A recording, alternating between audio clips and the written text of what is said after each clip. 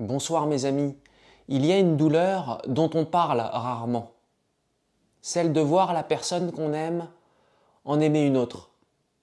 De voir que l'amour qu'on aurait donné sans compter n'a plus aucune place pour elle.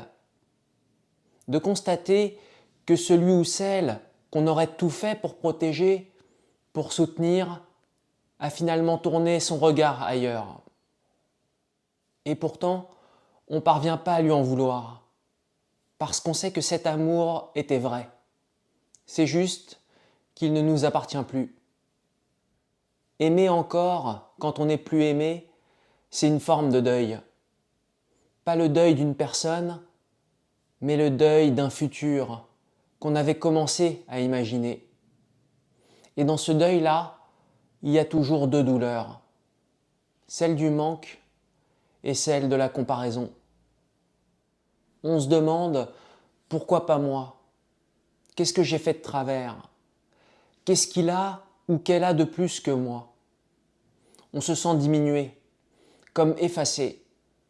Et ces questions nous hantent, parce qu'elles réveillent quelque chose de plus profond.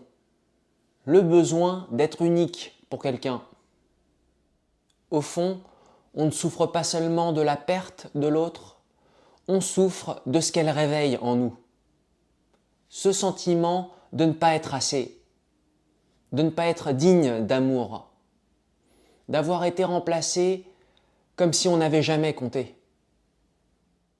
J'ai connu dans ma jeunesse ce mélange de jalousie, de tristesse, de résignation, et malgré tout, d'un amour qui durait encore.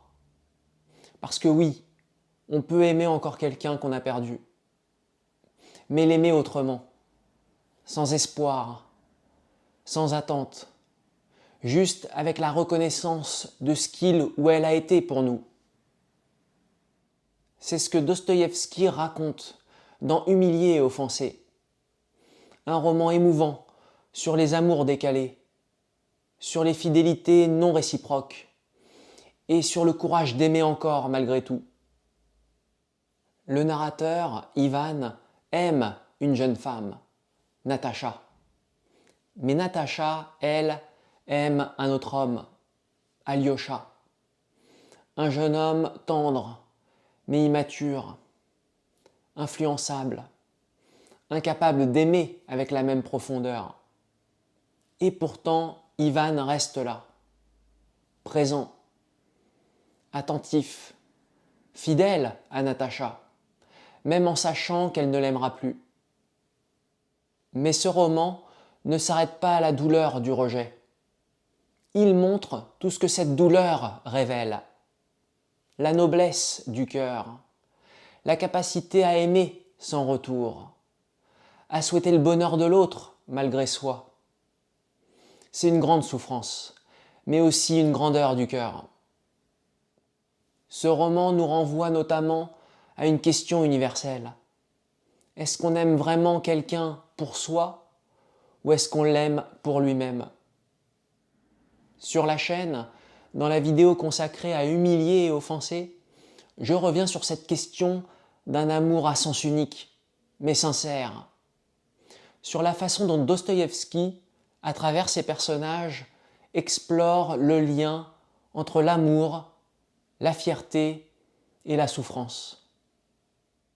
Je parle d'Ivan, de Natacha, d'Alyosha, de ces cœurs décalés qui se blessent en voulant bien faire, et de ce qu'ils nous apprennent sur nous, sur notre besoin d'être aimé, reconnu, parfois au prix de nous-mêmes.